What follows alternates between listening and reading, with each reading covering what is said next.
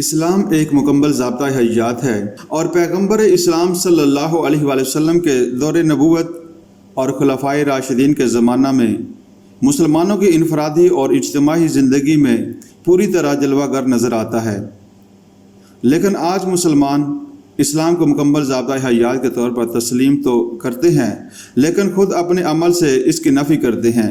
اس کی وجہ یہ ہے یا تو وہ اسلامی تعلیمات سے واقف نہیں اور جدید علوم حاصل کر کے ان کی چمک دمک سے مرعوب ہو گئے ہیں اور مختلف نظریہ زندگی کی تعریف کرتے ہوئے نظر آتے ہیں، یا خود اسلام کے اصولوں کو قابل ترمیم سمجھتے ہوئے اپنی عقل اور سمجھ کے مطابق انہیں ڈھالنا چاہتے ہیں۔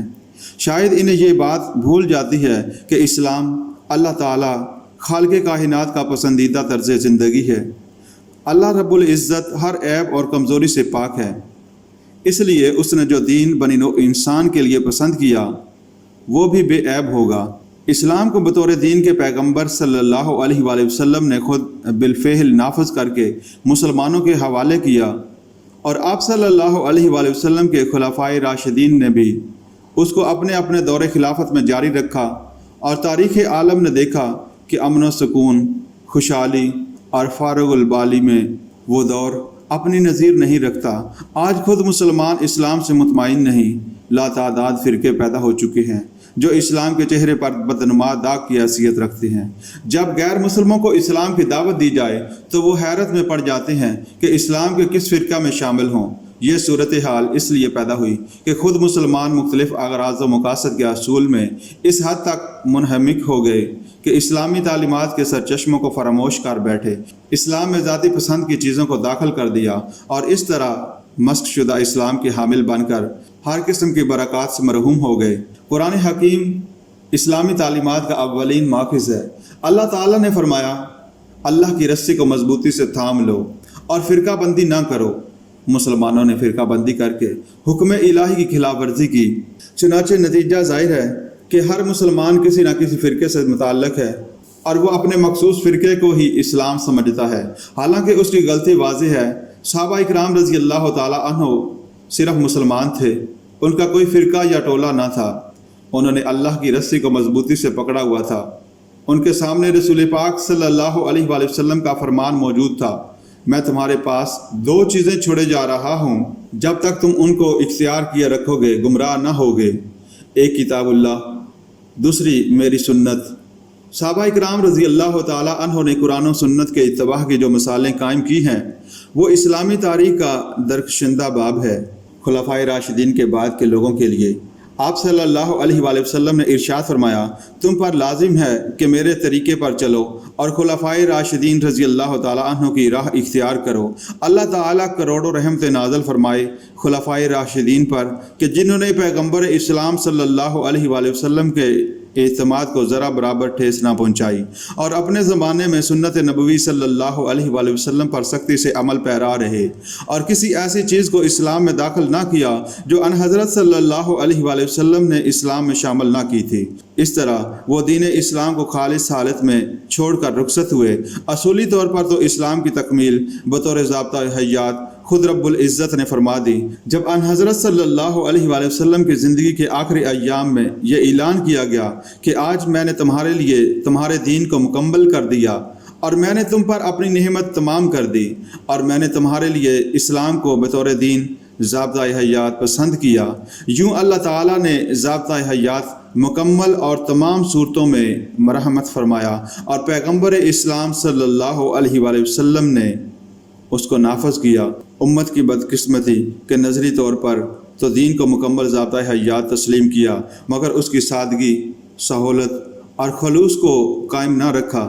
پیچیدہ رسمیں، مشکل ریاضتیں اور عجیب و غریب بدعات خود اپنی طرف سے گھڑ کر انہیں دین کا اہم جزو قرار دیا، اور یوں بالفعل یہ ظاہر کیا کہ اسلام جو رسول اللہ صلی اللہ علیہ وآلہ وسلم اور اس کے اصحاب نے پیش کیا وہ مکمل دین نہ تھا، بلکہ ابھی اس میں بہت سی باتوں کا اضافہ کیا جا سکتا ہے۔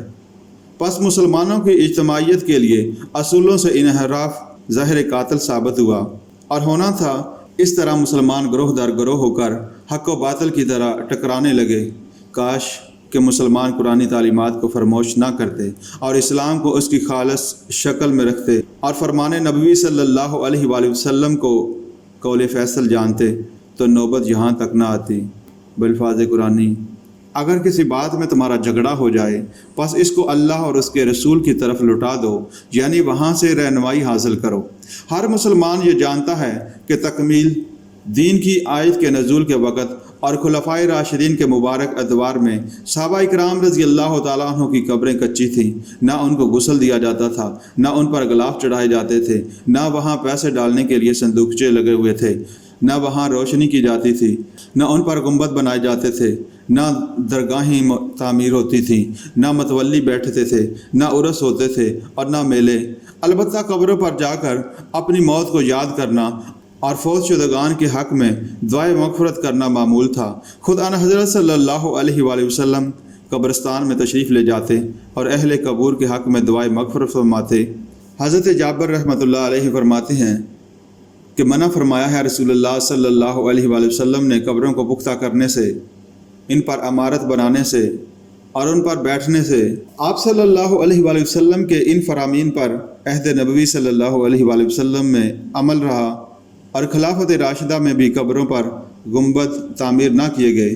یہی چیز کتب و تاریخ سے ثابت ہے۔ اسلام کو مکمل ضابطہ حیات قرار دینے والے خود نئی نئی چیزیں دین میں شامل کر رہے ہیں، اور علماء حق کا وہ گروہ جو ان کی ان بدعات کے خلاف آواز بلند کرتا ہے اور دین کو اسوہ رسول صلی اللہ علیہ وآلہ وسلم اور عمل صحابہ رضی اللہ تعالیٰ عنہ کے مطابق دیکھنا چاہتا ہے، اسے برا بھلا کہتے ہیں۔ حالانکہ خود ان حضرت صلی اللہ علیہ وآلہ وسلم نے فرمایا، جس نے کوئی نئی بات گھڑی جو ہمارے دین میں نہیں تو وہ مردود ہے۔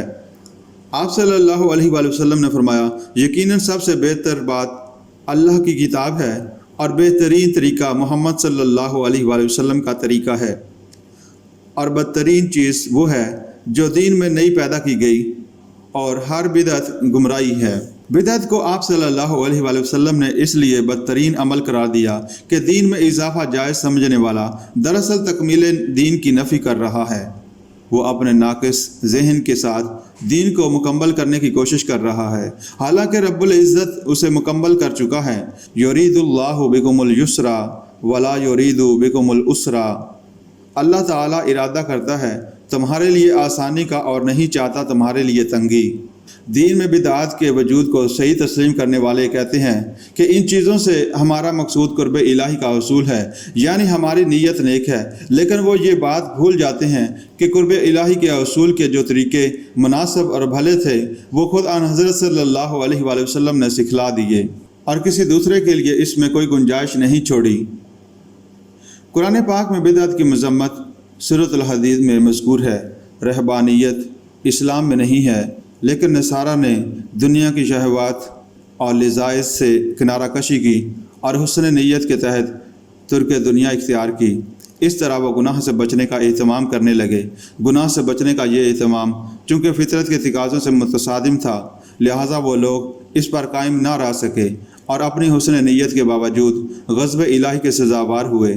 فرمان الہی ہے اور رہبانیت انہوں نے خود ایجاد کر لی، ہم نے ان پر فرض نہ کی تھی، مگر اللہ کی خوشنودی کی طلب میں انہوں نے آپ ہی یہ بدعت نکالی اور پھر اس کی پابندی کرنے کا جو حق تھا اسے ادا نہ کیا۔ رہبانیت اچھی چیز ہوتی تو خود اللہ تعالیٰ کی طرف سے اسلام میں داخل کر دی جاتی۔ معلوم ہوا کہ بدعت کا آغاز اللہ کی خوشنودی کی خاطر ہی ہوتا ہے، مگر بدعت انسانی ذہن کی پیداوار ہونے کی وجہ سے ناقص ہوتی ہے اور ایجاد کرنے والے اس میں پیدا کرنے والی قباحتوں کو روک نہیں سکتے۔ بدعت کا انجام کے اعتبار سے ناقص ہونا اسی بات سے ظاہر ہوتا ہے کہ اسے علام الغیوب نے خود دین میں شامل نہیں کیا۔ ہر وہ عبادت بدعت کہلائے گی جس کی ادائیگی کی نظیر رسول اللہ صلی اللہ علیہ وآلہ وسلم اور خلفائے راشدین کے دور میں نہیں ملتی۔ کاش کہ مسلمان اسوہ رسول صلی اللہ علیہ وآلہ وسلم اور خلفائے راشدین کے طریقے کو اپنائیں، آسان اور سہل دین پر عمل کریں اور اسلامی عبادات میں اضافے کر کے منصب رسالت میں مداخلت کی جسارت نہ کریں۔